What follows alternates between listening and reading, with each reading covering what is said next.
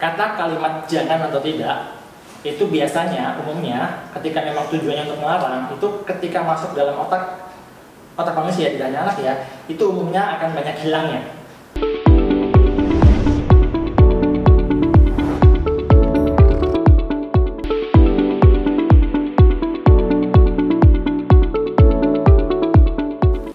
Assalamualaikum warahmatullahi wabarakatuh. Salam sejahtera untuk kita semuanya. Tabi pun senang sekali pada kesempatan kali ini saya Mr. Rudi dapat menjumpai Moms and Dad dan juga CBS Family melalui channel YouTube SD Citra Bangsa School Pringsewu.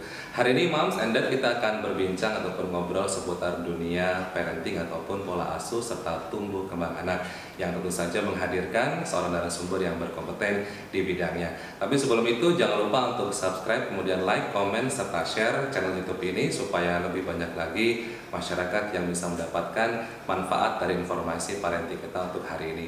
Jangan lupa juga untuk follow semua media sosial dari SD Citra Bangsa School Pringsewu. Kemudian bagi Anda yang ingin sekali mendapatkan informasi terkini tentang SD Citra Bangsa School Pringsewu, Anda bisa menghubungi kami melalui aplikasi WhatsApp kami di nomor 0821 7933 7792. Dan Moms and Dad, pada kesempatan kali ini kita sudah kedatangan seorang narasumber yang tentu saja berkompeten. Tapi sebelum saya perkenalkan pada Moms and Dad, pernah tidak Moms and Dad semua pernah punya instruksi ataupun punya pesan, tapi ternyata tidak bisa diterima secara baik oleh putra-putri Anda? Atau bahkan Moms and Dad pernah tidak merasakan pernah punya misunderstanding ataupun salah paham di antara orang tua dan juga anak?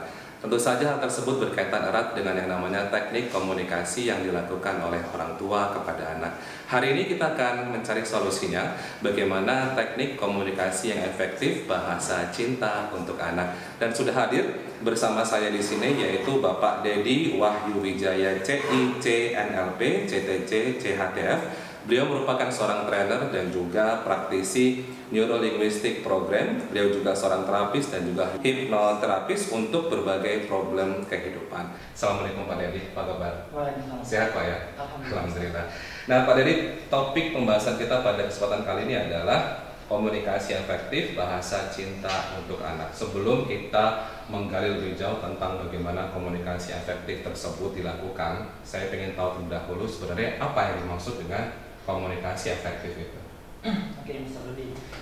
Oke, baik, Mas Yandet. Jadi komunikasi efektif adalah kita bagi dua dulu. Yang pertama adalah tentang komunikasi. Ya, jadi komunikasi kalau pengertiannya adalah melakukan hubungan untuk menyampaikan pesan.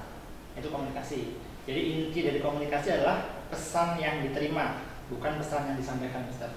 Jadi begini, misalkan kalau saya ingin berkomunikasi kepada Mister Rudi, kemudian pasti kan saya ingin menyampaikan sebuah pesan nih, ya kan, sebuah instruksi atau perintah atau pesan.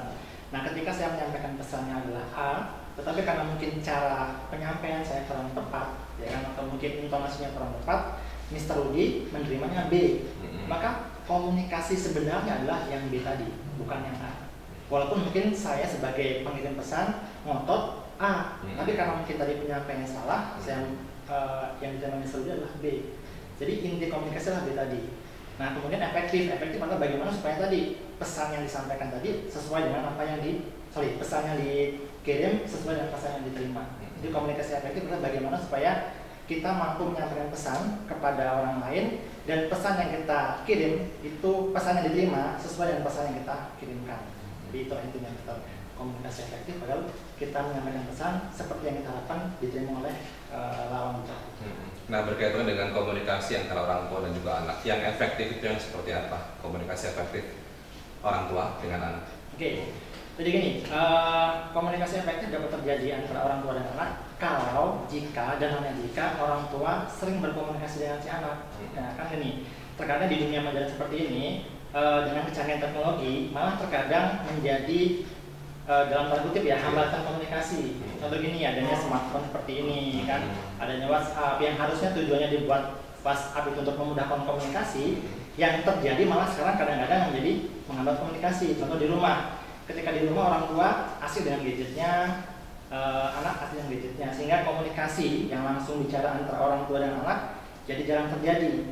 Nah, sedangkan komunikasi efektif dapat terjadi kalau misalkan intensitas komunikasi antara anak dan orang tua itu sering. ya, satu sering, yang keduanya kualitasnya baik. Nah, ketika sudah efektif, maka terkadang bahasa-bahasa verbal atau bahasa-bahasa ucapan itu tidak perlu kita berikan. Contoh begini, kalau misalkan saya mau ngajak anak saya untuk pergi keluar olahraga, saya nggak bilang seperti ini, "Nak, kita olahraga hari yuk." Enggak, saya cukup. Nah, hanya dengan bahasa isyarat seperti itu, anak sudah paham bahwa abinya nyuruh dia untuk lari. Sangat efektif, tidak perlu lagi pakai bahasa kata-kata, anak sudah paham. Kenapa ini terjadi? Karena ini sering saya lakukan dengan saya. Jadi hanya dengan bahasa isyarat saja anak sudah paham bahwa maksudnya seperti itu. Jadi intinya komunikasi efektif dapat terjadi kalau intensitas dan kualitas komunikasi antara orang tua dan anak itu sering terjadi dan kualitasnya harus baik. Itu yang apabila terjadi komunikasi yang kualitasnya baik. Tapi kalau misal ada beberapa hambatan yang dari orang tua seperti memang tuntutan zaman sekarang untuk orang tua untuk kerja bahkan dari pagi sampai sore, akhirnya mereka kurang untuk bisa touch atau sentuh anaknya, sehingga akhirnya komunikasi cuma bisa dilakukan melalui media sosial atau WhatsApp tadi. Itu gimana Pak? Oke. Nah, ini kita harus jelas dulu nih, ini orang tuanya ini sibuk ini karena memang dia beda tempat atau masih dalam satu wilayah rumah. Kalau yang jawabannya karena memang dia beda tempat, misalkan ayah di luar kota atau orang tuanya dua-duanya di luar kota, sedangkan anaknya mungkin tinggal sama neneknya atau di kosan atau di kontrakan, ya mungkin via media sosial bisa. Tapi tetap orang tua harus rajin menghubungi anaknya dengan, ya mungkin kalau sekarang ada VC ya, video call, bisa video call, dan kemudian juga pertanyaan-pertanyaan yang diberikan orang tua kepada anak, jangan pertanyaan-pertanyaan yang jawabannya cukup ya dan tidak. Karena biasanya gini, orang tua sering nanya kepada anaknya, "Nak, udah makan belum?" "Sudah." "Selesai."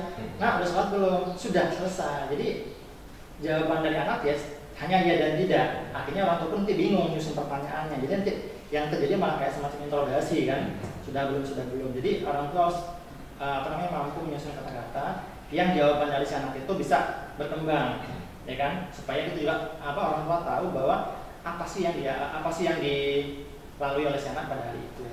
Nah, ini yang menariknya adalah bahwa ada beberapa pertanyaan ataupun pilihan bahasa mungkin Pak ya yang bisa dibuat oleh orang tua supaya anaknya bisa lebih tersentuh atau bisa menjalin komunikasi yang baik. Seperti apa pertanyaan-pertanyaan yang seharusnya diutarakan oleh orang tua pada anak supaya komunikasi ini klop lagi? Oke, sebelum saya jawab tadi, ada yang ketinggalan tadi ya. Jadi untuk orang tua yang sibuk ya, sesibuk apapun kita harus punya skala prioritas. Jadi kadang begini ya, moms and dad ya, kadang-kadang orang tua meluangkan waktu terbaiknya untuk di kantor. Ya, waktu yang terbaik dia miliki diberikan untuk rekan kerjanya, waktu yang terbaik dia miliki diberikan untuk pekerjaannya. Pada saat dia pulang ke rumah, hanya energi sisa-sisa. Nah, ketika pulang ke rumah, anak-anaknya bagi yang masih kecil datang ayah atau bunda atau mom atau dad kan, ayahnya capek, orang tuanya capek, sehingga risih atau merasa terganggu dengan rengehan anak kan. Nah, ini kita harus punya skala prioritas. Pentingan mana nih, anak atau pekerjaan? Memang dua-duanya penting, tapi setidaknya kalau kita pengen anak kita hebat, pengen anak kita baik, kita harus punya ya harus mau berkorban. Ya secapek apapun, berikan paling tidak 1 atau 2 jam waktu terbaik kita buat anak kita, ya, untuk menjalin komunikasi. Ya, sempatkan waktu sampai rumah, taruh dulu gadgetnya, ngobrol sama anaknya. Dan ini memang butuh pengorbanan dan tidak mudah untuk melakukan ini. Jadi harus mampu berkorban ya. Jadi ada buat skala prioritas. Nah, kemudian untuk pilihan pertanyaan, contohnya gimana? Kalau kita ngasih pertanyaan pada anak, nah terkadang nih ada contoh pertanyaan yang kurang tepat pada orang tua pada anak. Misalnya gini, "Nak, gimana sekolah hari ini?" Maka saya bilang, karena mungkin dia bingung, ini maksudnya apa? Dia bilang, "Oh, biasa aja." Ya selesai kan, karena anak bingung nih, ini maksud pertanyaan gimana, sekolah atau gimana. Kita coba tanya spesifik, misalnya gini, kita pun harus tahu nih, misalkan hari ini pelajaran apa nih, misalkan pelajaran matematika. Karena, "Nak, gimana pelajaran matematika hari ini, materinya apa saja?" Ya kan? Bisa nggak jelasin ke bunda atau ke ibu atau ke mama apa yang kamu pelajari hari ini, atau paham nggak kamu dengan apa yang disampaikan oleh gurunya hari ini, atau hari ini kamu menemukan nggak kesulitan di sekolah, ada nggak teman kamu yang ngebully, kalau ngebully seperti apa. Jadi kita pancing agar anak kita mau bercerita. Ya, jadi bukan orang tua yang banyak bicara, cuma kita harus mampu membuat sebuah pertanyaan agar si anak mau banyak bercerita, sehingga kita bisa menilai perkembangan anak kita sejauh mana sih di sekolah. Dia kena bully atau tidak, jadi anaknya seperti apa, kesulitan tidak, atau bahagia tidak si anak sekolah di sekolah. Jadi bahasa ataupun pertanyaan yang dipergunakan oleh orang tua adalah lebih mengajak anak untuk bercerita. Betul, pertanyaan terbuka. Jadi supaya anak banyak bercerita. Terkait dengan penggunaan bahasa ataupun juga teknik yang lainnya, anak itu berbeda-beda ya Pak Dedi ya. Berbeda umur, gender juga, laki-laki perempuan, ada nggak cara komunikasi efektif tapi juga memperhatikan perbedaan tadi, perbedaan usia, perbedaan gender, gimana tuh Pak peran orang tua harusnya komunikasi dengan memperhatikan hal itu? Oke, jadi gini, pertama kita bagi dari gender dulu ya, dari yang cewek dan cowok. Jadi otak ke perempuan atau anak perempuan itu ada beberapa kriteria, beberapa kekhususan. Yang pertama itu anak perempuan otaknya itu mampu multitask. Jadi maksudnya dalam satu waktu dia mampu mengerjakan banyak pekerjaan dan hasilnya bisa sama bagusnya. Ya, kalau laki-laki nggak bisa. Laki-laki itu kebanyakan dia satu fokus. Ketika anak laki-laki kita berikan beberapa tugas dalam waktu yang sama, biasanya hasilnya berantakan. Tapi kalau perempuan 1, 2, 3, 4 tugas sekaligus dapat diselesaikan dalam waktu yang sama. Bisa. Nah, ini pun berefek dalam kemampuan mendengar. Ya, anak laki-laki karena tadi dia hanya satu fokus, ketika dia fokus melakukan satu hal, contoh misalkan dia sedang nonton TV, asik nonton TV nih, ya kan?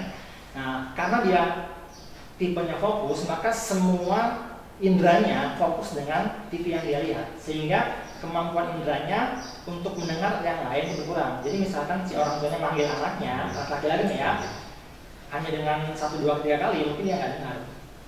Ya, jadi kita harus pahami kalau ada anak laki-laki yang dipanggil sama ibunya atau diinstruksi oleh ibunya dan dia tidak mendengar, ibu atau ayah dia buru-buru marah. Karena memang desainnya begitu otaknya. Jadi ketika manggil anak laki-laki yang sedang asik dengan sesuatu, jangan dipanggil.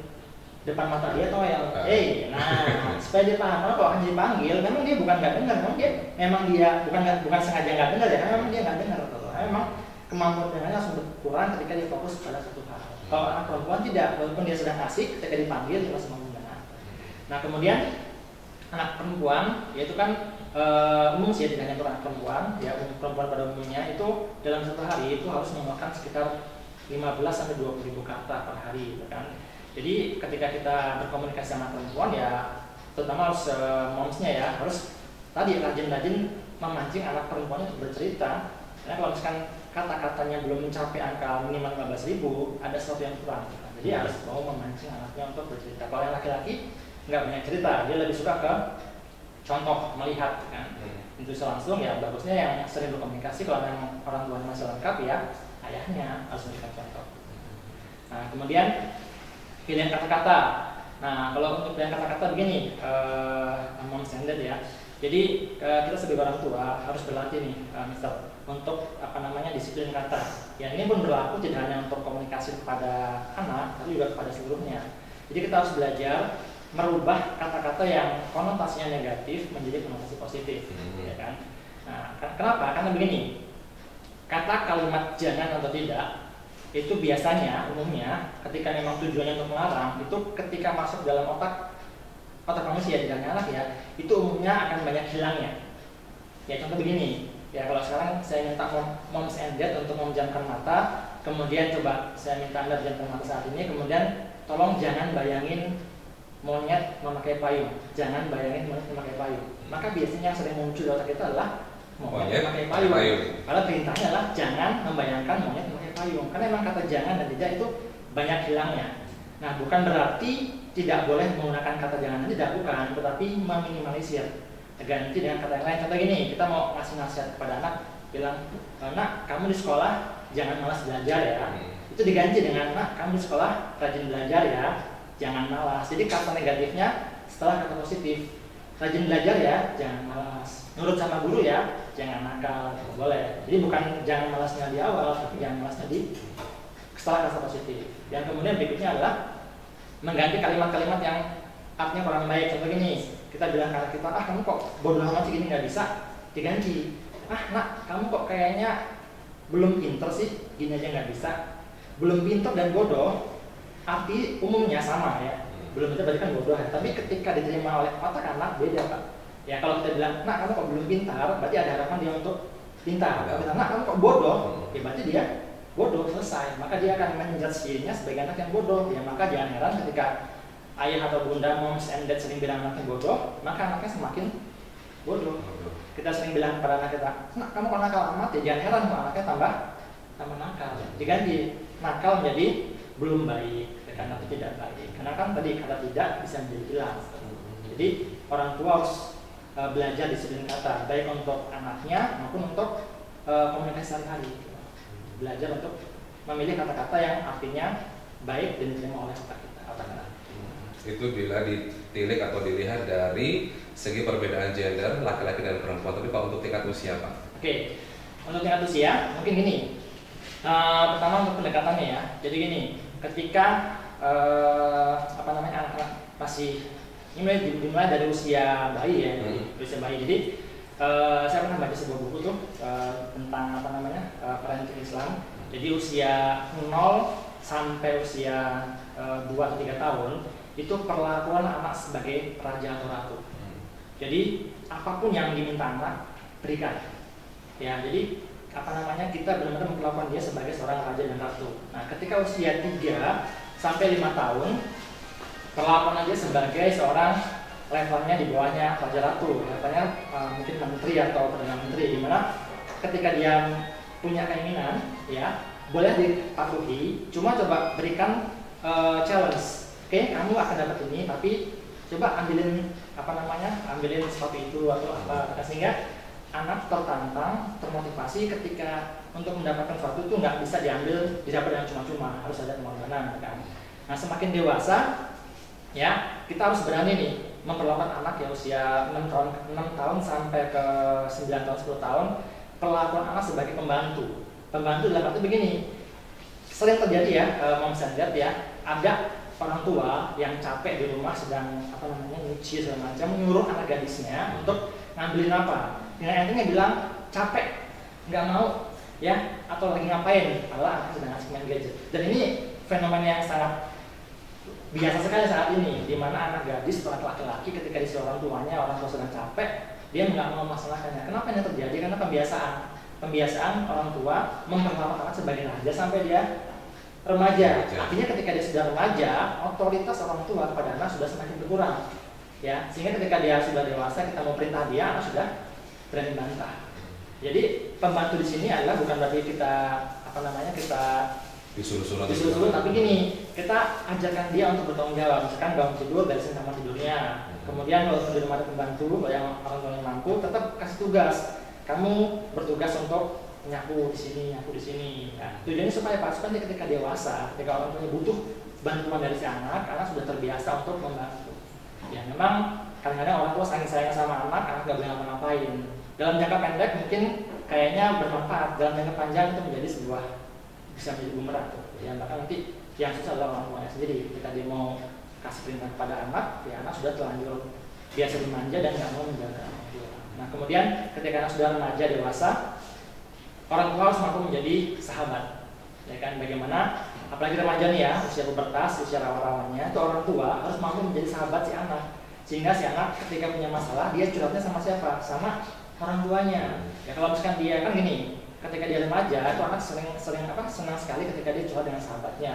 Nah, yang jadi problem adalah kalau misalkan sahabatnya ini kurang baik, maka informasi yang disampaikan kepada anak kita pun menjadi tidak baik, akan sangat berbahaya kalau orang tuanya abai. Jadi lagi-lagi orang tua harus punya skala prioritas. Sesibuk apapun Anda, setinggi apapun jabatan Anda harus punya waktu buat meluangkan waktu untuk ngobrol sama anak, jadi sahabat terbaik kita. Jadi ketika sudah remaja harus jadi sahabat, ya supaya dia punya masalah kita bisa. Tapi sahabat tetap punya batas, bahwa kita sahabat tapi tetap sebagai orang tua, bukan jadi anak nggak boleh menjak, kan tetap ada batasnya antara orang tua dan anak. Baik, moms and dad, tadi kita sudah membahas tentang pilihan bahasa yang juga dibedakan menurut usia dan juga perbedaan gender. Tapi Pak Dedi, ada tidak Pak hubungan antara bahasa tubuh juga saat kita melakukan komunikasi, biar komunikasi kita juga efektif ke anak? Oke, baik, Mr. Rudi. Untuk body language atau bahasa tubuh sangat berpengaruh ya terhadap komunikasi yang diberikan kepada anak. Ya, bahasa tubuh dan juga intonasi. Ya, pertama saya akan bahas di intonasi dulu. Nah, karena gini ya, terkadang intonasi Justru malah terkadang informasi atau pesan yang diterima oleh anak kita itu berdasarkan intonasinya, bukan berdasarkan perkataannya. Ya, contoh gini, misalkan suatu hari orang tua pulang ke rumah dalam kondisi lelah, capek, kemudian dia memerintahkan anaknya untuk mengambilkan segelas air putih. Cuma karena mungkin si momsnya ini capek dengan masalah di luar, kemudian dia memerintahkan anaknya dengan nada tinggi. Kan nama anaknya misalkan panggilan, misalkan namanya Denny, ambilkan air mama, kan? Nadanya tinggi. Padahal si mama maksudnya tidak marah, kan? Karena mungkin kan kebawa masalah dengan di luar, nadanya tinggi. Nah si anak, si Denny ini yang dari rumah lagi asik-asik main game dan lain-lain, tiba-tiba mamanya datang nyuruh ngambil minum dengan nada tinggi. Maka dia pun bisa balas marah, mama kenapa sih kalau datang marah? Yang artinya Denny pun mungkin bisa jengkel atau balas marah kepada mamanya. Oh nggak ada angin nggak ada hujan kalau Denny marah gitu. Jadi moms dan dad ya, jadi harus pemilihan intonasi harus pas, ya kan? Intonasi harus selembut mungkin kepada anak. Kemudian berikutnya body language ya, bahasa tubuh. Nah, kalau memang konteksnya kita pengen memberikan, kalau konteksnya kita pengen membangun kedekatan emosional kepada anak, kita pengen supaya anak kita banyak bercerita tentang dirinya, tentang sekolahnya kepada kita sebagai orang tua. Yang pertama pastikan ketika kita ngobrol sama anak, usahakan sejajar. Tingginya sejajar. Jadi bukan kita berdiri, anak duduk, atau sama-sama berdiri. Kalau orang tuanya lebih tinggi kan kita tetap melihatnya ke bawah. Nah kalau begini itu konteksnya adalah perintah, bukan sebuah ngobrol. Pastikan sejajar. Nah kemudian setelah sejajar, diusahakan juga moms and dad ya, ketika kita pengen membangun kedekatan sama anak kita, itu ngobrolnya jangan frontal, berhadapan seperti ini. Ya, karena kalau berhadapan seperti ini tidak hanya kepada anak ya, kepada siapapun juga. Kalau kita berkomunikasi berhadapan frontal seperti ini, pasti ada salah satu pihak yang tidak nyaman, ya, merasa diintimidasi dan lain-lain. Jadi coba kita ambil ke posisi sebelah anak kita, atau mungkin seperti saya dengan Mr. Rudi nih, ya, agak berhadapan sama agak nyerong, lebih nyaman kan? Karena ketika saya udah nggak nyaman, saya bisa lihat ke sana, lihat ke sana. Kalau kita begini, tentu kan saya udah langsung fokus ke Mr. Rudi dan tidak nyaman. Begitupun ketika kita ngobrol sama anak kita. Nah kemudian moms, kalau kita pengen memberikan nasihat kepada anak kita, ya usahakan kita mengambil di sisi sebelah kiri. Kalau memang kita pengen memberikan nasihat atau memberikan sebuah cerita atau memberikan sebuah sebuah hikayat supaya anak kita mengambil pelajaran dari apa yang disampaikan, usahakan mengambil posisi sebelah kiri. Kenapa sebelah kiri? Karena kita akan berbicara ke telinga sebelah kiri. Nah, telinga sebelah kiri itu hubungannya ke otak kanan. Karena kan kerja otak manusia itu kontralateral. Jadi otak kanan menggerakkan motorik kiri, otak kiri menggerakkan motorik kanan. Nah, otak kiri itu letaknya IQ, ya intelligence quotient, yang berhubungan dengan logic analitis itu kiri. Kalau kanan tempatnya emotional quotient dan spiritual quotient, tempatnya emosi dan spiritual. Nah, kalau kita pengen memberikan nasihat itu kan sisi emosional kan, sisi spiritual, makanya kita di sebelah kiri, ya, supaya ke otak sebelah kanan. Ya, ini biasanya kalau mudah diterima oleh otak anak ketika kita memberikan nasihat kepada anak kita dari sisi sebelah kiri. Kemudian kalau kita pengen menggali informasi tentang si anak supaya anak banyak bercerita, kita boleh mengambil posisi sebelah kanan, ya, kita bicara ke otak kirinya. Tapi kalau emang kita nggak mau bolak-balik, ya yang paling baik adalah di sebelah kiri anak kita, ya, supaya kita berbicara dengan sisi emosional si anak kita, supaya dia mau cerita, supaya dia mau mendengarkan apa yang disampaikan oleh orang tuanya. Dan pastikan ketika kita memberikan sebelum kita memberikan nasihat, pastikan kita sebagai orang tua harus mampu menjadi pendengar yang baik. Ya, karena terkadang salah orang tua adalah orang tua merasa dirinya paling benar. Ketika ada sebuah kesalahan, pasti biasanya orang tua akan mudah menyalahkan yang salah adalah anaknya.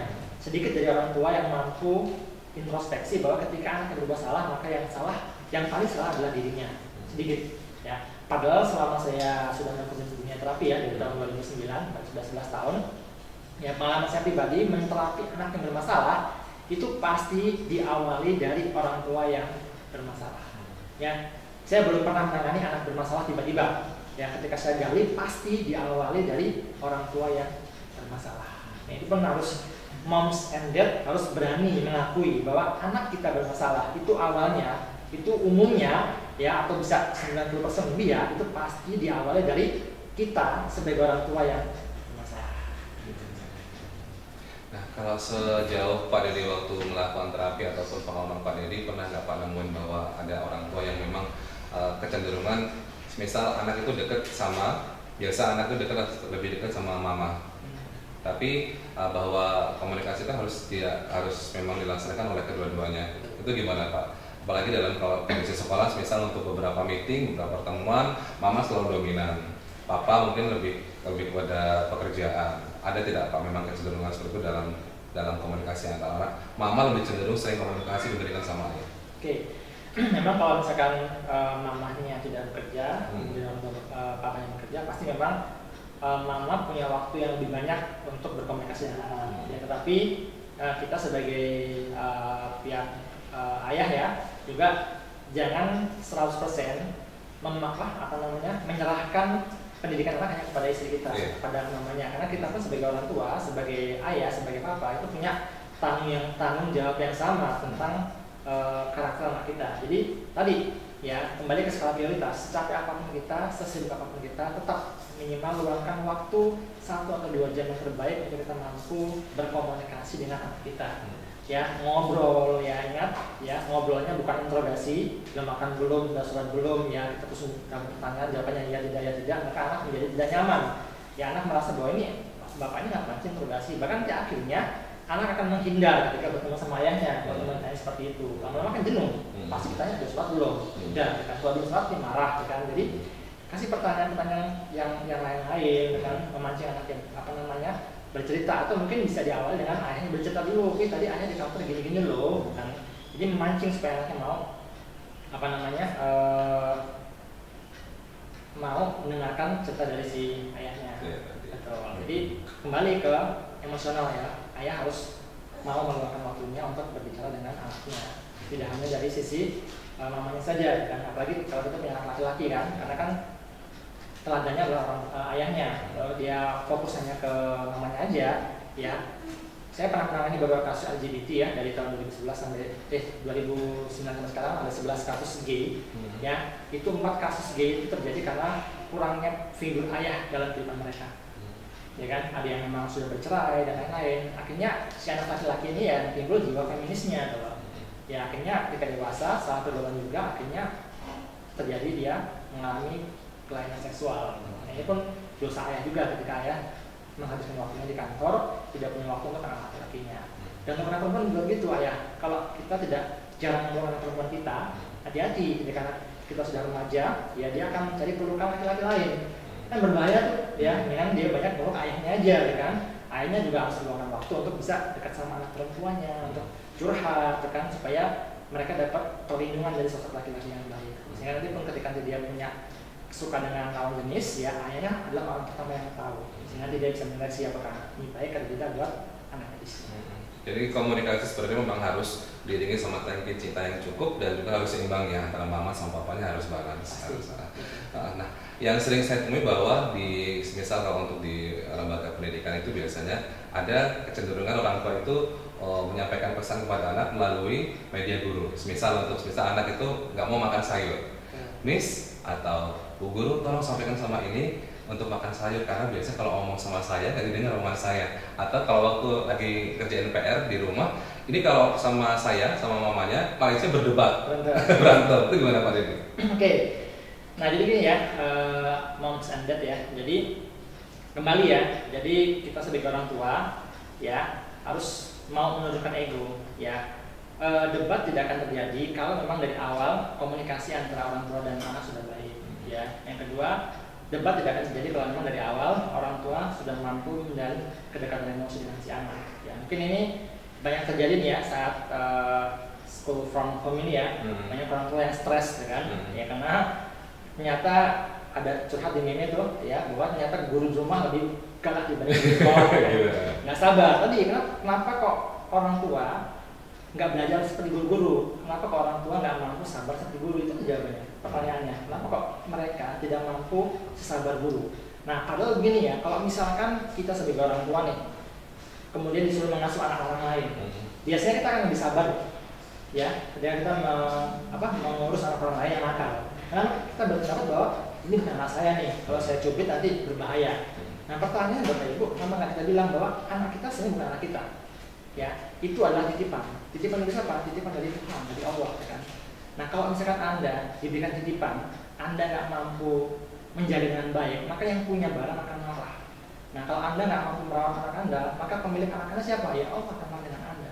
Ya, coba Anda punya prinsip seperti itu, sehingga ketika nanti Anda mau marah sama anak Anda, mau jengkel sama anak Anda ingat, ya, sehingga marah tetap boleh, tetapi semakin dikurangi intensitasnya. Ya, jadi kalau tadi pertanyaannya, kalau ada orang tua yang minta tolong kepada gurunya untuk ngasih instruksi, karena instruksi dia nggak didengar, ya berarti orang tua tersebut harus belajar lagi, harus mau menurunkan ego, jalin kembali kedekatan sama si anak, ajak ngobrol lagi, bila perlu minta maaf kalau emang selama ini mungkin terlalu galak, ya, atau terlalu cuek, ya, rangkul kembali anak kita supaya anak harus lebih mendengarkan orang tua dibanding gurunya. Dia itu yang benar. Kalau sampai dia hanya banyak mendengarkan gurunya, berarti ada yang salah di orang tuanya. Jadi orang tua harus belajar dari gurunya. Kasih tipsnya Miss supaya kok anak saya sama Miss kok patuh ya. Harusnya si orang tuanya nanya nih ke Miss dan Misternya, apa sih resepnya kok jadi patuh gitu kan? Pasti kan ada tuh ya. Pasti yang pertama Miss dan Mister lebih sabar, itu udah pasti gitu kan. Karena kalau Miss atau misalnya akan marah-marah di sekolah, pasti kan dia juga takut kena marah sama orang tuanya dan lain-lain. Sehingga dia tingkat pemahaman pada saya lebih tinggi dibanding orang tuanya. Tingkat bahasa pengampunan, jadi tingkat kalau istilahnya itu dia mengampun lah. Dia nakal, levelnya masih 7, kalau orang tua sudah marah, kalau guru belum. Ya, dia masih bisa memaklumi, ya, dengan pemaklumnya lebih tinggi dibanding orang tua. Nah, orang tua harus belajar nih untuk memaklumi anak kita, seperti guru memaklumi anak kita. Nah, tadi disinggung bahwa sempat ada bagaimana cara merangkul anak apabila kita sudah terlanjur melakukan kesalahan. Ada nggak Pak Dedi cara-cara memang yang bisa ditempuh sama orang tua untuk meminta maaf langsung ke anak? Kadang kan, ini aku ini udah sebagai papa, sebagai mama, gengsi dong harus minta maaf sama anak. Ada nggak Pak cara atau trik tipsnya gimana? Oke, itu langsung belajar teknik ya. Jadi dalam ilmu terapi ada namanya teknik Ho'oponopono, jadi teknik dari Hawaii. Simpel sih tekniknya. Jadi teknik bagaimana kita mampu berdamai. Pertama sebelum kita mampu berkomunikasi atau berdamai sama anak kita harus mampu berdamai dengan diri dulu. Ya, berdamai dengan diri sendiri dulu. Nah, jadi ada empat kata ajaib yang kalau kita ucapkan berkali-kali, ya, dan konsisten, ini akan luar biasa. Ya, dalam bahasa aslinya katanya yang pertama, I'm sorry, please forgive me, I love you, I thank you. Kalau di bahasa Indonesia kan, aku menyesal, maafkan aku, terima kasih, aku mencintaimu. Nah, kata-kata ini pertama Anda ucapkan untuk diri Anda dulu, kepada diri Anda. Yang mungkin Anda berbuat salah kepada diri Anda, mungkin sehingga Anda efeknya membuat Anda tidak sabar menghadapi anak Anda. Jadi kita bilang ke diri kita, luangkan waktu yang cukup, relax ya, suasananya tenang, pegang dada sebelah kiri, katakan kepada diri kita, wahai diriku, aku menyesal. Anda boleh jelaskan menyesal kenapa? Menyesal karena mungkin tidak mampu menjadi orang tua yang sabar, tidak mampu menjadi ibu yang baik, atau tidak mampu menjadi istri yang baik, misal. Kemudian maafkan aku, terima kasih aku mencintaimu. Jadi Anda meminta maaf kepada diri Anda seolah-olah diri Anda itu orang lain. Ya, jadi kita benar-benar menyesal. Biasanya kalau ini dilakukan dengan benar itu pasti nangis. Nah, setelah kita sudah mampu berdamai sama diri kita, ya pasti ego yang tadi merasa saya orang tua, saya minta maaf sama saya itu pasti akan langsung drop, sehingga dia akan mudah terang anaknya. Nah, minta maaf ya kalau misalnya masih sibuk kan, ya dengan pencet mau dari hati-hati. Taruh kanan sebelah kiri, kita ambil sebelah kiri anak, kita ngomong sama anak kita rangkul kan. Ya mungkin pertama anaknya bingung, kenapa sih mama bukan? Dia akan jengah ya, akan aneh ya. Itu pun orang tua harus paham, karena nggak mungkin Anda minta maaf langsung diterima oleh anak, tidak. Butuh perjuangan juga sebagai orang tua untuk mau kembali mendapatkan hati anak. Kalau baru sekali minta maaf ditolak, Anda langsung baik lagi ya, nggak bisa. Tetap harus ada perjuangan. Ya, suatu hubungan sudah rusak, mau kita bangun lagi tidak mudah. Tapi ketika Anda memang berniat membangun kembali hubungan sama anak, pasti bisa. Ketika Anda mau menurunkan ego Anda sebagai orang tua. Dan itu nggak cukup sekali atau 2 kali atau harus diulang terus sampai anak kembali nyaman sama kita. Sampai anak kembali nyaman sama kita. Dan ingat ya, tidak pernah ada sebuah usaha yang sia-sia. Yang pasti ada hasilnya. Tapi kalau memang hubungannya sudah sangat buruk sekali antara orang tua sama anak, mungkin butuh bantuan pihak ketiga, yang mungkin terapis atau mungkin pihak sekolah dan lain-lain. Kalau masih dalam konteks yang wajar, cukup orang tua dan anak. Walaupun masih butuh bantuan, mungkin boleh ke terapis atau ke psikolog atau ke orang yang berkompeten membantu kita kembali mendekatkan dengan anak. Untuk yang terapi tadi dilakukan berdua, suami istri dulu atau bisa masing-masing gitu? Masing-masing. Jadi ibunya ke ibunya sendiri, suami ke suaminya. Jadi masing-masing harus berdamai dulu sama dirinya sendiri. Dia berdamai sebagai pribadi, berdamai sebagai seorang ayah, berdamai sebagai seorang mama. Setelah dia udah nyaman dengan dirinya, baru dia ngajak damai dengan anak. Pak Deddy, ada beberapa orang tua yang menceritakan bahwa sebenarnya dia itu ingin sekali anaknya semisal berbuat baik atau sesuai dengan harapan dia. Tapi saat si orang tua ini memberikan instruksi, anak itu nggak ngikutin, kecuali anak ngikutin dengan gaya, dengan cara orang tua, dengan gaya galak, marah, atau instruksi yang dengan nada tinggi, baru anak bisa ikut. Itu gimana Pak sebenarnya? Gimana Pak bahasa atau yang tepat agar anak itu bisa ikut instruksi kita seperti apa? Apa memang marah itu jadi solusi atau gimana? Ya nada tinggi atau marah salah satu jalan ya. Tetap itu memang salah jalan terakhir. Tapi yang perlu kita perhatikan adalah moms and dad, anak itu lebih mudah menirukan apa yang dia lihat dibanding melaksanakan apa yang dia dengar. Artinya gini, ya, ketika kita terbiasa memberikan contoh teladan yang baik untuk anak kita, ya contoh gini, misalkan dalam hal muslim sholat 5 waktu nih. Kalau dalam rumah kita terbiasa ayah dan bundanya, moms and dadnya membiasakan sholat jamaah tepat waktu dan anak itu melihat dari kecil, maka saya yakin anak tersebut tidak usah Anda perintah untuk sholat, maka dia akan ikuti. Ya, apalagi dari kecil dilihat, ngapain sih ayah semudah, mungkin dia gangguin, lama-lama kan dia akan belajar kan. Nah, yang sering terjadi kenapa anak membantah instruksi yang diberikan orang tuanya adalah karena orang tuanya tidak memberikan contoh lebih dahulu, ya kan? Jadi kadang-kadang atau bahkan malah kadang-kadang antara perintah dan contohnya bertolak belakang. Ya, orang bapaknya perokok, merintahkan anaknya jangan perokok, kan bertolak belakang. Walaupun mungkin ayahnya punya alasan, ayah sudah dewasa, uangnya sudah bisa hasil sendiri, maka anak yang pintar pun bisa, oh berarti kalau saya uang yang dapat sendiri saya boleh merokok dong. Nah, jadi yang paling penting ya, moms and dad, Anda adalah teladan untuk anak-anak Anda. Jadi Anda tidak perlu banyak memberikan perintah, tapi cukup Anda memberikan banyak contoh yang baik buat anak Anda, itu sudah jauh lebih luar biasa dibanding ratusan instruksi yang akan Anda berikan. Jadi intinya, berikan contoh dulu yang baik, maka anak akan mudah melaksanakan instruksi yang kita berikan. Jadi orang tua untuk jadi orang tua yang baik itu harus dengan teladan terlebih dahulu, memberikan teladan ke anak, nanti anak bisa ikuti copy paste dari apa yang sudah kita lakukan. Satu lagi misalnya Pak, sekarang gini, sering terjadi nih ya, sudah hal umum, momsnya menyuruh anaknya menjadi PR. Nah, jadi PR, tapi di saat yang sama momsnya lagi asik nonton drakor, drama Korea, itu bertolak belakang. Itu orang tuanya tidak mendukung anak untuk belajar. Mama enak nonton handphone, nonton drakor, aku suruh belajar. Ya mungkin kalau anaknya emang terbiasa tertekan, mungkin dia akan patuh. Cuma untuk anak-anak yang anak zaman sekarang ya, yang kritis, dia akan berontak. Ya mungkin dia melaksanakan perintah momsnya, tapi dengan banyak ganjelan. Sehingga akhirnya dia berpendapat bahwa ini mama orangnya tidak konsisten, gitu kan. Nyuruh aku belajar, cuma dia nonton, gitu kan. Jadi tadi lagi-lagi sebagai orang tua harus mampu mendorong ego kita. Kalau memang kita mau belajar, ciptakan lingkungan yang mendukung dia untuk belajar. No TV, no gadget, belajar. Bila perlu temani. Kalau mungkin orang tua nggak paham, minimal menemani saja lah, melihat anaknya udah luar biasa. Anak sudah merasa didukung oleh mamanya untuk membuat PR, walaupun mungkin mamanya nggak bisa bantu ngerjain, tapi sudah dukungan moral ketika mamanya mau nemenin anaknya dan PR dalam kesibukan si orang tuanya. Moms and Dad, saatnya sekarang kita akan menjawab beberapa pertanyaan yang sudah Anda berikan, yang sudah terpilih. Di antaranya adalah kita jawab dulu yang pertama, Pak Deddy ya. Ini ada pertanyaan adalah bagaimana cara penyampaian saran ke anak yang menginjak remaja disampaikan dengan cara baik itu seperti apa? Ini dari Bunda Nelly, merupakan parent dari Aryo Grade 3. Bisa langsung jawab Pak Deddy. Oke, terima kasih Bunda Nelly. Jadi bagaimana cara menyampaikan saran kepada anak yang sudah menginjak usia remaja ya? Oke, jadi seperti yang tadi dijelaskan sebelumnya Bunda, ya pastikan kita sebagai orang tua mampu menjadi orang tua yang baik buat anak kita, mampu menjadi orang tua yang memiliki komunikasi yang baik dengan anak. Ya, jadi pastinya intensitas komunikasi kita kepada anak itu harus baik, ya kan? Nah, ketika anak sudah mendekati usia remaja, berarti kita sudah harus mampu menjadi seorang sahabat sekaligus mentor buat anak kita. Jadi kita tidak lagi memperlakukan anak kita seperti anak kecil dan harus main perintah. Ya, jadi kita harus mampu menjadikan diri kita sebagai sahabat.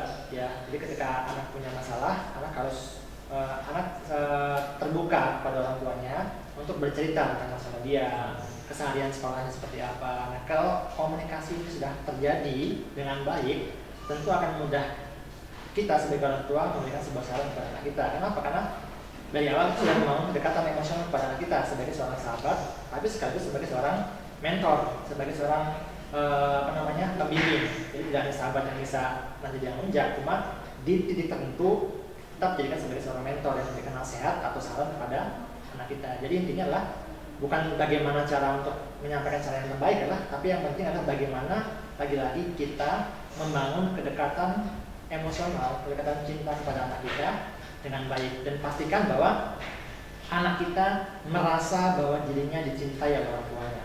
Karena terkadang gini, ya orang tua merasa bilang saya sudah mencintai anak saya, tapi anaknya merasa bahwa dia belum dicintai. Jadi sebenarnya tidak penting untuk kita mencintai anak kita, itu nggak penting Ustaz. Tapi yang lebih penting adalah bagaimana supaya anak kita merasa dicintai oleh kita sebagai orang tua. Karena terkadang orang tua sudah merasa mencintai, tetapi anak belum merasa dicintai. Jadi pastikan anak kita merasa bahwa momsnya, dadnya sudah mencintai dirinya, sehingga dia nyaman dengan orang tuanya, dan otomatis kalau sudah nyaman, saran yang diberikan oleh orang tuanya pasti didengar oleh anaknya di usia berapapun juga si anak tadi. Tadi disebutkan bahwa anak harus merasa nyaman atau merasa dicintai oleh orang tua. Ada nggak Pak? Konkretnya seperti apa orang tua itu membuat anak merasa lebih dicintai? Oke. Nah, ini tidak bisa kita jawab dengan versi dari mamanya. Ya. Jadi tadi kita harus berkomunikasi sama si anaknya. Misalnya nama anaknya si Aryo kan. Kita bertanya sih, ya, kalau kita sudah sering ngobrol, Aryo itu pengen mama seperti apa sih, kan? Atau Aryo merasa kalau Aryo disayang sama mama tuh Aryo diapain, kan? Apakah mungkin diajak ngobrol, atau mungkin kadang-kadang mungkin dibelai rambutnya, atau mungkin sering dipeluk. Nah, kalau anak saya laki-laki merasa dicintai sama abinya kalau dia dipeluk sama abinya, iya saya banyak peluk aja. Karena terkadang hal-hal sepele yang diminta sama si anak, tapi anak sudah merasa dirinya dicintai dibanding dia dengan diberikan mainan, diberikan gadget, kan? Itu kadang-kadang malah ada beberapa anak yang belum merasa dicintai, itu kan? Karena mungkin kurang pelukan atau kurang belayan kepala. Jadi harus tanya versi anak, bukan versi orang tua. Jadi kembali nanya ke anaknya, maunya seperti apa sih namanya, kan? Selama permintaannya masih oke, masih wajar. Pelukan, belayan ataupun bahasa cinta lainnya mungkin bisa dijawab oleh beberapa kalangan anak, tapi untuk beberapa anak yang misal terkait sama karakter, misal dia ekstrovert, bagaimana itu Pak cara nguliknya supaya orang itu bisa ngasih pengertian bahwa kamu bisa lebih dicintai itu dengan cara apa? Oke, jadi kembali ke komunikasi ya. Kalau memang tadi orang tuanya memang dari awal sudah mampu membangun kedekatan komunikasi dengan si anak, tentu dia akan lebih mudah bertanya. Mungkin si anaknya nggak secara terang-terangan mengucapkan kalimat begini. Mungkin dia dengan ketika dia mungkin menangis, ya dia meluk kita, berarti kan dia butuh pelukan. Atau mungkin dia dengan apa kita bisa melihat ini anaknya seperti ini, kan? Contoh saya punya anak yang kecil tuh, yang kecil namanya Asia, kan? Nah dia kalau misalkan saya pergi dalam kerja nih tanpa izin dia, maka dia akan bisa beling-beling, kan? Nah, kalau yang dia butuhkan hanya izinnya pamitan. Kalau misalkan pas dia tidur, saya sempatkan bangunin. Namun dia nggak bangun, pas dia udah di mana, saya sempatkan PC bahwa gue udah berangkat, maka dia akan tenang, kan? Jadi dia cukup dengan izin, dia udah merasa bahwa dia itu dihargai. Kalau masih kecil, masih usia baru 2 tahun, tapi dia akan marah ketika abinya pergi. Pas dia bangun dari tidurnya, dia orangnya nggak ada, dia bisa marah, bisa seharian nggak kelar.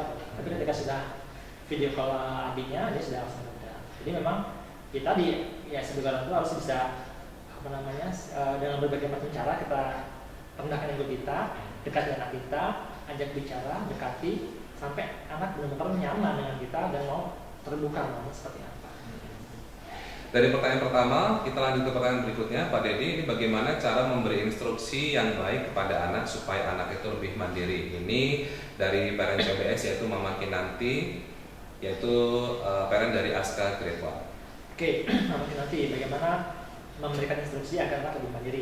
Oke, kembali tadi ya. Jadi intinya adalah teladan, Mama. Jadi kalau kita pengen memberikan anak supaya mandiri, contoh gini, kita pengen membuat anak supaya bertanggung jawab terhadap kamarnya, supaya dia bangun tidur harus tempat tidur. Nah, mungkin bisa dengan pertama kita memberikan contoh, ya kan? Jadi kita berikan contoh, tapi berikan perintah. Jadi kan contoh nih, tadi namanya Aska ya? Iya. Oke Aska, hari ini mama beresin tempat tidur kamu. Gini caranya, coba kamu perhatikan. Nah besok kamu harus bersihkan sendiri. Nah nanti bisa juga moms, kita berikan juga bisa berikan reward dan punishment. Ya, ini ada beberapa yang diberikan oleh beberapa orang tua yang sharing kepada saya bahwa setiap pekerjaan di rumah itu ada poinnya. Misalkan beresin tempat tidur poinnya sekian, kemudian nyapu rumah poinnya sekian, kemudian mandi sendiri poinnya sekian. Nah kemudian berkata kasar minus sekian, nggak sarapan minus sekian, bantah orang tua minus sekian. Jadi apapun yang mereka lakukan di rumah itu ada poinnya. Sehingga nanti pada saat akhir bulan akan diakumulasi. Apakah mereka mendapatkan plus, apakah mendapatkan minus. Kalau misalkan plus poinnya bisa dikalkulasi, akan dijadikan berupa mungkin uang jajan, tambahan uang jajan. Kalau minus bisa berupa pemotongan uang jajan atau yang lain-lainnya. Nah tapi selain itu juga itu kan reward dan punishment dari orang tua. Tapi yang lebih utama adalah bagaimana kita menanamkan kepada anak kita bahwa reward dan punishment juga diberikan Tuhan kepada kita sebagai hambanya. Ya, adanya surga dan neraka itu kan reward dan punishment. Ya, ketika kita berbuat baik, rewardnya surga. Ketika berbuat jahat, itu neraka. Dan untuk yang muslim, ya kita jelaskan bahwa setiap hari apapun yang kita lakukan itu ada 2 malaikat yang mencatat. Ketika kita bertanggung jawab mengerjakan tugas dari orang tua, maka kita sebagai hal kebaikan. Ketika kita membantah instruksi orang tua, maka kita sebagai hal keburukan. Nah, ini mungkin rewardnya tidak di dunia, tapi nanti di akhirat, ya. Apakah dia akan mendapatkan surga atau neraka? Sehingga nanti anak akan terbiasa bahwa kalau dia berbuat sesuatu, pasti ada hukumannya. Ketika dia yang jahat, kalau dia berbuat yang baik, pasti ada imbalannya. Nah, ketika mental ini kita berikan kepada anak, maka anak akan terbiasa untuk bertanggung jawab melakukan hal-hal yang baik. Kalaupun dia berbuat salah, berbuat tidak tepat, dia sudah siap dengan konsekuensi yang akan dia terima. Jadi keteladanan penting sekali ya. Oke. Masih dari Mama Kinanti, ini bagaimana cara mengajak anak untuk belajar yang efektif agar dapat menumbuhkan minat belajar anak? Oke. Bagaimana cara menumbuhkan belajar yang efektif? Oke, yang pertama, moms and dad, pastikan kita membentuk lingkungan yang memang mendukung untuk anak belajar yang efektif, ya. Mungkin kalau moms and dad bisa lihat di YouTube ya, ada video di sana di mana ada seorang anak kecil yang mungkin usia 3 tahun, ya, dia seorang belajar bela diri, kemudian lagi demo mematahkan kayu. Yang berkali-kali si anak mematahkan kayu gagal dengan tangisan, tapi luar biasanya semua teman-temannya, pelatihnya dan orang tuanya itu memberikan support pada si anak. Ayo kamu bisa, kamu berhasil, kamu pasti bisa. Ya akhirnya dengan berbagai macam percobaan, ya setelah sekian percobaan akhirnya berhasil juga si anak untuk mematahkan kayu tadi. Dan semua teman-temannya memberikan apresiasi yang luar biasa kepada si anak. Nah bayangkan moms, kalau misalkan ketika si anak tadi gagal, ya kan, yang lainnya membuli, maka saya yakin si anak ini sampai kapanpun tidak akan mampu mematahkan kayu tadi. Nah akhirnya pentingnya peran lingkungan. Nah jadi sebagai kalau kita pengen membuat anak kita belajar yang efektif atau menumbuhkan minat belajar, pastikan kita mampu membuat lingkungan yang nyaman. Ya, yang pertama apa? Yang pertama adalah pastikan pada saat jam belajar itu orang tua harus mau kembali merendahkan egonya untuk tidak melakukan kegiatan lain, ya, yang mampu mengganggu anaknya belajar. Misalkan anaknya belajar, ibunya nonton drakor, nah itu sangat tidak mendukung. Ya, jadi orang tua harus mau nih pada saat jam belajar anak, ya luangkan waktu untuk melihat anaknya belajar. Kalau memang orang tuanya yang mampu buat ngajarin, ajarin. Kalau memang orang tuanya nggak sanggup, minimal ngeliatin aja. Nah, anak ya, apalagi masih SD, itu merasa nyaman ketika orang tuanya menemani dia belajar, walaupun mungkin hanya dengan melihat. Kan? Tapi kalau memang orang tuanya yang mampu mengajarkan, ajarkan. Kemudian pastikan pada saat anaknya belajar, orang tuanya juga tidak asik sendiri dengan gadgetnya. Apalagi kalau kita sudah punya komitmen jam 6 sampai jam 9 no gadget, no elektronik, itu lebih bagus lagi. Ya, jadi memang jam segitu semuanya untuk belajar. Ya, mungkin ayahnya menemani sambil baca buku bisa, menemani sambil ngaji bisa, atau ibunya menemani sambil baca buku sambil ngomong adiknya boleh. Tapi semuanya dalam konteks masing-masing belajar. Walaupun belajar mungkin bukan belajar pelajaran, cuman anaknya tahu nih bahwa lingkungannya jam sekian dan jam yang baik untuk belajar. Kalau kita sudah mampu membuat lingkungan seperti ini, maka anak kan merasa nyaman, merasa bahwa dia belajar itu disupport oleh orang tuanya, didukung. Sehingga ya untuk berikutnya dia tidak perlu lagi untuk dipaksa untuk belajar, karena dia belajar lah salah hal yang menyenangkan bagi dia. Kenapa? Karena dia mampu, karena dia merasa ditemani oleh keluarganya, ditemani oleh ayah sama bundanya. Jadi bukan cuma komunikasi nyuruh anak untuk belajar efektif atau ayo belajar, tapi juga mereka hadir, benar-benar hadir menemani putra-putri belajar. Yang paling utama adalah kehadiran, keteladanan tadi. Berikutnya Pak Dedi, bagaimana melarang anak main gadget? Ini pertanyaan dari Mama Santi, merupakan orang tua dari Ivan Grade 1, kemudian juga pertanyaan yang sama dari Mami Weni, merupakan orang tua dari Reza Grade 1, melarang anak main gadget. Oke, melarang anak bermain gadget. Nah, sebelum kita jawab, ya saya akan bertanya kembali, ya alasan kita sebagai orang tua memberikan gadget kepada anak itu apa?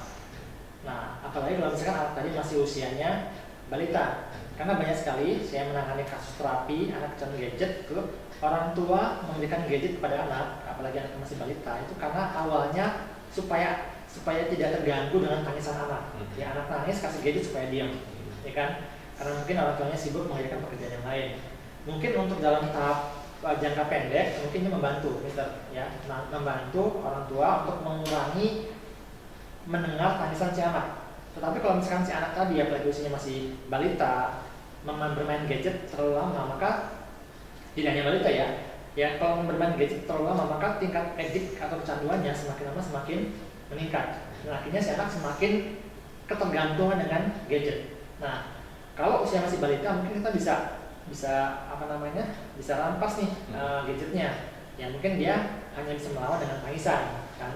Orang tua mungkin masih bisa tahan, tapi semakin dewasa si anak, semakin besar si anak, maka tingkat untuk mempertahankan gadgetnya semakin tinggi. Ya, anak bisa berontak, bisa marah, bahkan bisa melakukan hal yang ekstrim. Nah, jadi sekali lagi buat para moms and dad, ya, sebelum memberikan gadget kepada anak, pastikan Anda harus memberikan komitmen dulu kepada anak. Ya, kalau anaknya usia masih balita, baiknya tidak diberikan gadget sama sekali. Ya, handphone kalaupun mau diberikan, ganti gadget edukasi. Ya, lakukan sekarang banyak tuh kayak smart cafe, ketemu Al-Quran dan lain-lain. Yang gadget juga, cuma kalaupun ditonton lama-lama malah bagus, kan? Karena dia bisa dengar ayat Quran, cerita Nabi dan lain-lain, kan? Nah, kalau anak sudah usia SD, kasih komunikasi, kasih komitmen. Misalkan gini, nak, kamu boleh bermain gadget, tapi dalam satu hari maksimal misalkan 1 jam atau 2 jam. Semakin bertambah usianya, semakin bertambah jatah waktu bermain gadgetnya. Dan itu harus komitmen. Lewat dari sekian jam tersebut harus diambil. Nah, kemudian bagaimana kalau yang sudah terlanjur, ya? Yang sudah terlanjur, tidak ada komitmen, ya lagi-lagi orang tua harus punya otoritas, ya kan? Ya, kalau memang dia masih bisa dirampas, dan kemudian buat komitmen lagi. Gadget mama kembalikan, tapi dengan syarat. Nah, syaratnya maksimal berapa jam, atau boleh main waktunya, boleh main gadget dari jam berapa sampai jam berapa. Dan itu harus komitmen. Kalau sudah buat komitmen, orang tua jangan buat kelonggaran lagi. Karena kalau sudah dibuat kelonggaran, nanti anaknya yang menunjuk lagi. Dan kalau anaknya marah gimana? Ya harus tahan. Ya kan, kita nggak bisa sebagai orang tua mau enaknya aja. Ya kan, anak yang marah nangis ya kita harus tahan nih, siapa yang punya otoritas, siapa yang punya kuasa, saya atau kamu. Ya, jadi buat si anak paham bahwa otoritas tetap pada orang tua, bukan pada